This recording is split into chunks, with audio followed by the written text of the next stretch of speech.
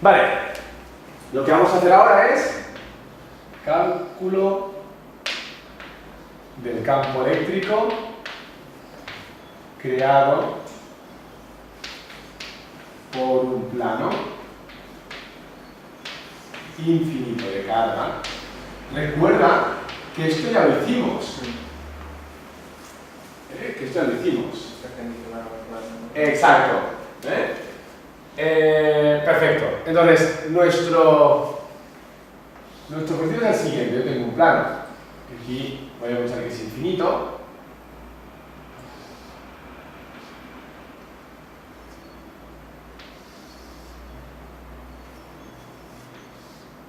¿Vale?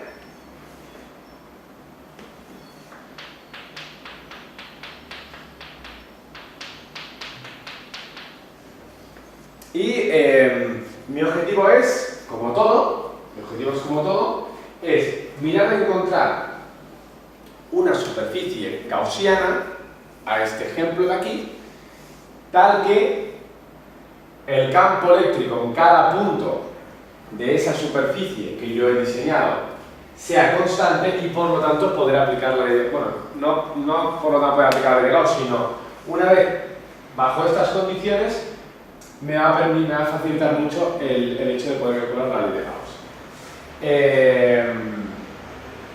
Entonces, lo primero que yo pienso, lo primero que debo analizar es cuál es la simetría, es decir, cuál es la dirección del campo eléctrico en esta situación de aquí.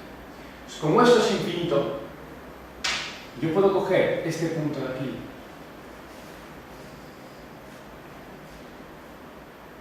y calcular el campo de este elemento de carga,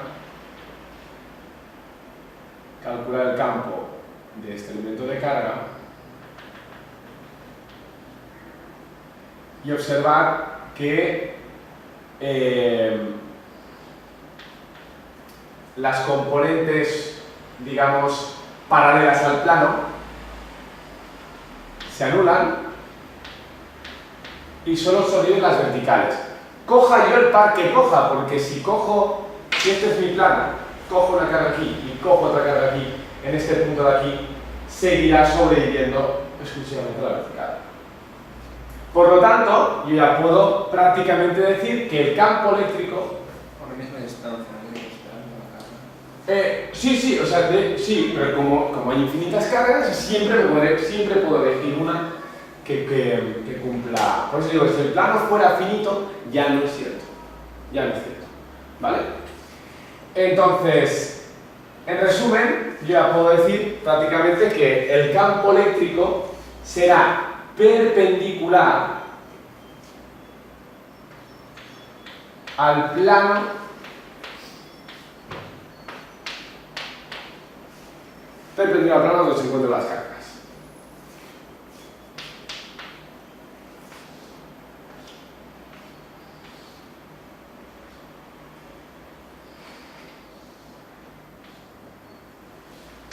¿Vale? Muy bien, pues ahora que tengo esto, digo, vale, pues, ¿y cuál es la superficie que se va a adaptar a esta situación? Como tú bien dijiste el otro día, pues una buena superficie sería un cilindro. Un cilindro cuyo plano secciona el cilindro en dos. Es decir, si yo cojo, dice que el campo, voy a coger por ejemplo un cilindro cuya sección será circular, lo que ocurre cuando un cilindro lo cortamos por un plano, ¿no? Pegar una sección, la sección, digamos, la intersección entre el cilindro y el plano pasa a ser una circunferencia. Bueno, siempre entendemos que el cilindro tiene base circular, ¿no? Entonces la cuestión se ve bien, debería estar un poquito, esto podría estar peor. No sé, para ver si infinito.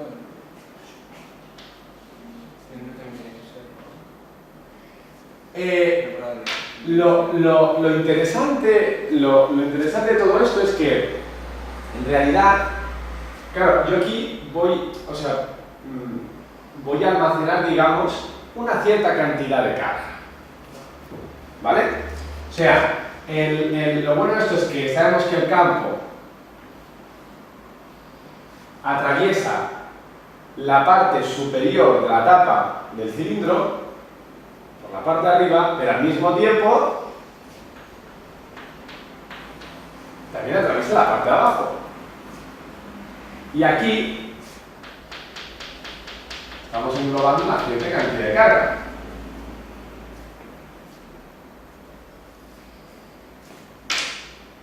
Entonces, la pregunta que yo me hago es, vale, si supongamos que la sección de la tapa es A,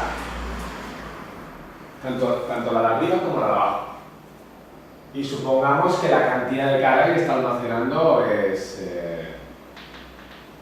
esta Q de aquí, ¿no? La cantidad de carga que está almacenando, esta Q. Por cierto, como está distribuido en un plano, supongamos que sí, ¿vale? Entonces yo digo, vale, pues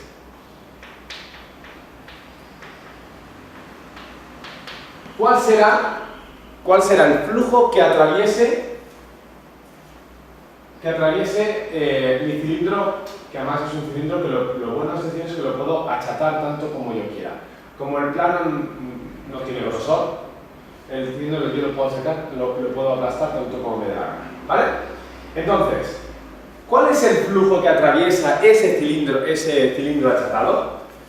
Fíjate que lo que observamos es que como el campo es perpendicular al plano, el flujo solo atraviesa por las tapas superior e inferior. Así que esto será igual al flujo. Esto es superficie gaussiana y esto es el flujo creado en las tapas, superficie tapa.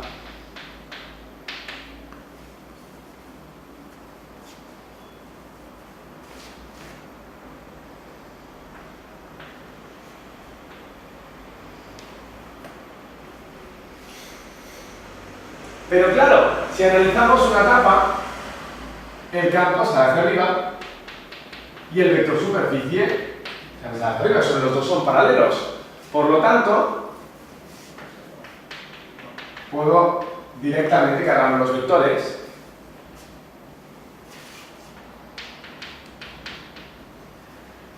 y además, para esa misma tapa, para esa tapa, el campo en cada punto va a ser exactamente el mismo.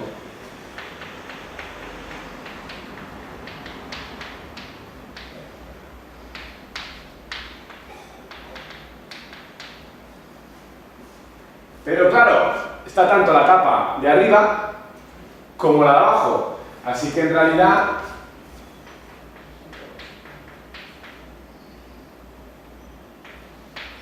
siendo A el área de la sección de las tapas. O sea, el flujo que atraviesa este cilindro que me acabo de inventar es 2 veces el campo que atraviesa por una de las tapas. ¿Por qué? Atraviesa por la parte de arriba y por la parte de abajo. Si esto fuera negativo, el campo en lugar de salir, entraría.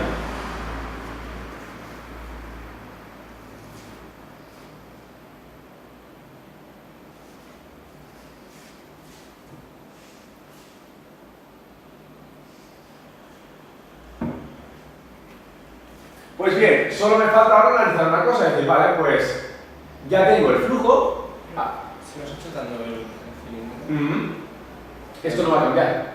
no sería una sola tapa. Yo lo puedo ir achatando, pero fíjate que tiene 2 vectores normales. Tiene tanto, si eso es el plano, la parte de arriba y la parte de abajo. Claro, el vector normal es el que de alguna forma me filtra el campo, ¿no? Pues como hay campo tanto arriba como abajo, por mucho que yo la achate, siempre habrá 2 flujos.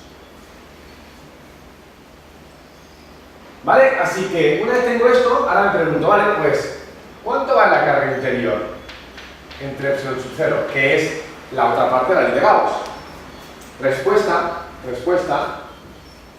como la cantidad de carga que estoy almacenando es proporcional a la sección a la sección de mi cilindro es sigma por el área de esa sección. Fíjate que no hace falta que el área sea infinita. O sea, aunque el área sea infinita, al delimitar este plano en un cilindro, puedo decir que estoy almacenando una cierta carga. Así que mi carga interior será la distribución superficial multiplicada por el área.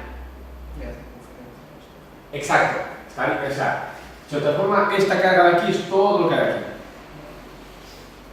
Entonces, son regularidades en una parte, ¿no? Claro, pero ahora aquí viene lo mejor de todo. Y es que al igualarlas,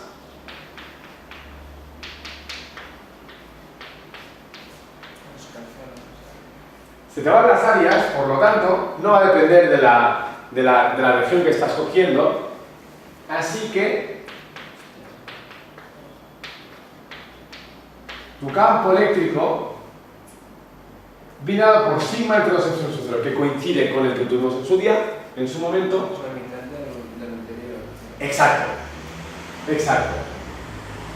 Entonces,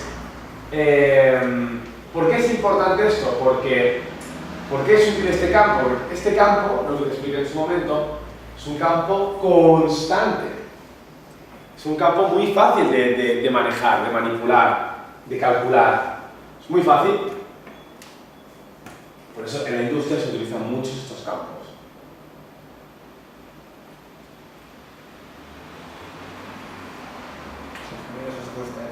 Sí, les encantan estos campos. No, pero bueno, los físicos también, ¿eh?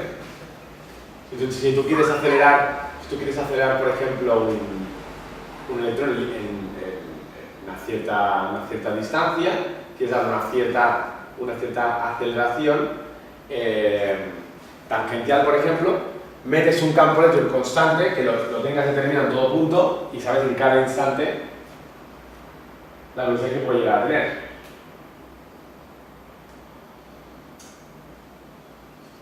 Pues bien,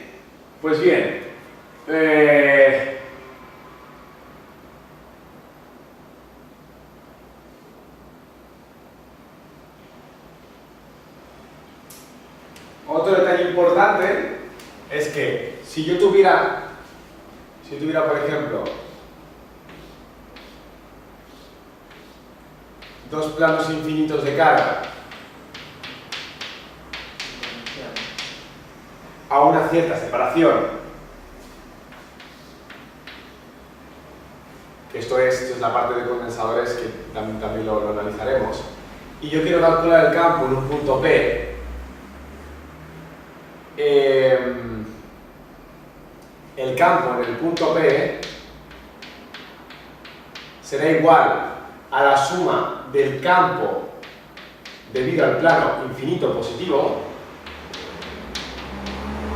más el campo debido al plano infinito con carga negativa, que también irá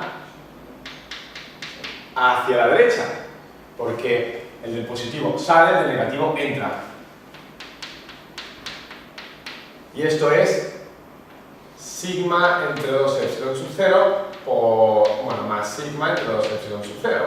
Esto al final es sigma entre epsilon sub 0. Esto es lo que más adelante llamaremos condensadores de placas paralelas.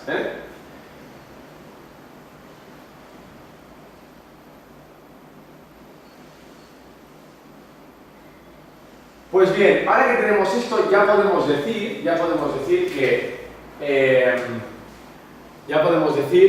que existe que la discontinuidad entre un campo, el de arriba menos el de abajo, o sea, la discontinuidad de un campo eléctrico entre dos, más adelante cuando hablemos de conductores, hablaremos de dos medios, ¿vale? Pero cuando hablemos de dieléctricos hablaremos de dos medios.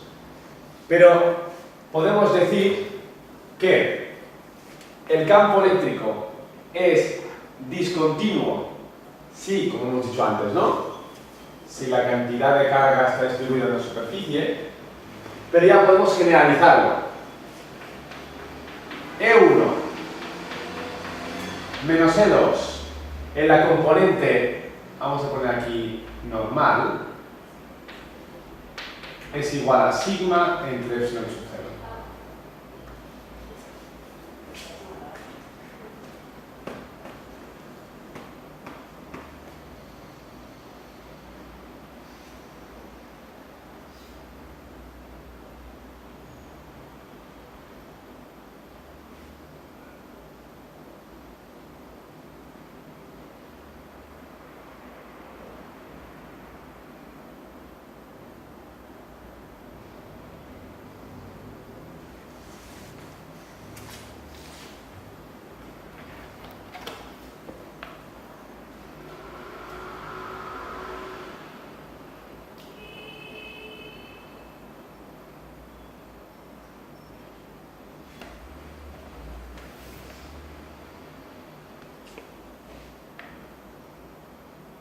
Se ha dicho de otra forma, en esa misma situación, ¿no? Yo tengo mi cilindro achatado, ¿verdad? Aquí tengo mi situación de carga superficial, aquí tengo mi N, aquí tengo mi N, ¿correcto? Aquí tengo mi campo que sale hacia arriba y aquí el campo que sale hacia abajo. Entonces,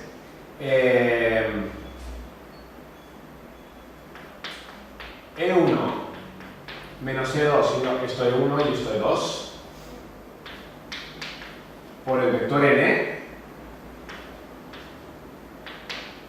por el incremento de superficie. Esto sería básicamente un poco la ley que vamos a aplicar, ¿no? Es igual a sigma entre epsilon sub 0 por incremento de superficie por el vector normal también. Bueno, esto lo puedo dejar así. Entonces, esto directamente se va y finalmente obtengo esta expresión aquí.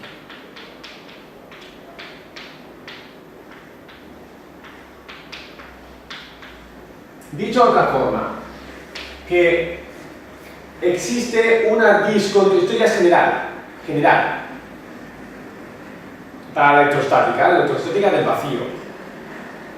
La diferencia entre el campo de la parte superior menos el campo de la parte inferior, la componente normal es exactamente igual a la distribución de superficie que estoy englobando.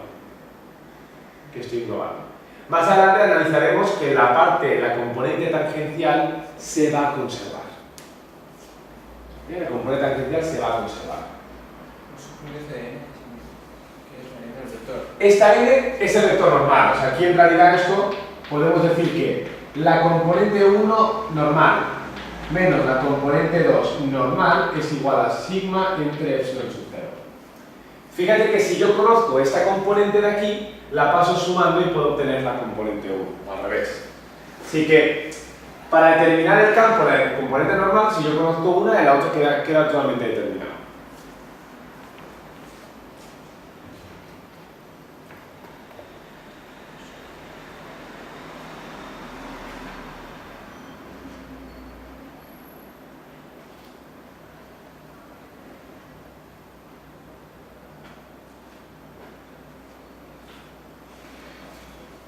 Pero voy un poquito más lejos. De hecho, si yo quiero analizar cuál es la distribución de carga que hay en una cierta superficie, puedo analizar si conozco los campos en una región y en la otra. Observo que la distribución superficial es la diferencia de los campos en la dirección normal dividido entre epsilon sub 0. Es una forma rápida de obtener. Imagínate que tú, por ejemplo, quieres analizar qué distribución de carga tienes, pero conoces los campos en una región y la otra. Pues puedo obtener la distribución a partir de los campos normales. En cada, digamos, eso sería una superficie de intercambio de medio, ¿no? Una superficie entre dos medios. Pues yo conozco estas dos situaciones.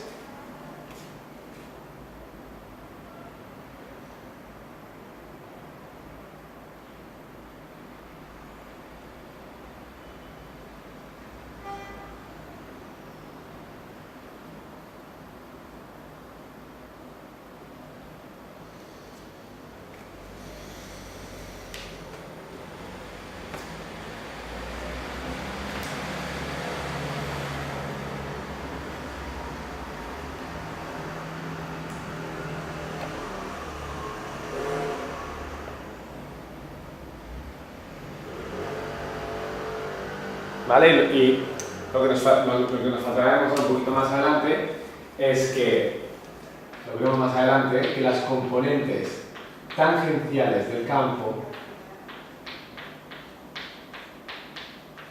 serán continuas. Esto más adelante. Tú continuo, siempre me gusta eso de... Anda que no me queda bien pegado.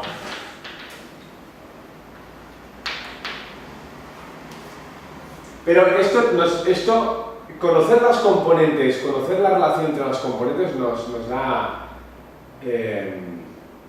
mucha información sobre el campo. Todo esto sale como consecuencia del teorema de Helmholtz, que me decía que si conozco la divergencia y conozco la rotación del campo vectorial, tengo determinado el campo vectorial. ¿Vale? Solo que aquí lo estamos describiendo el campo en términos de la distribución de cargas. ¿Vale?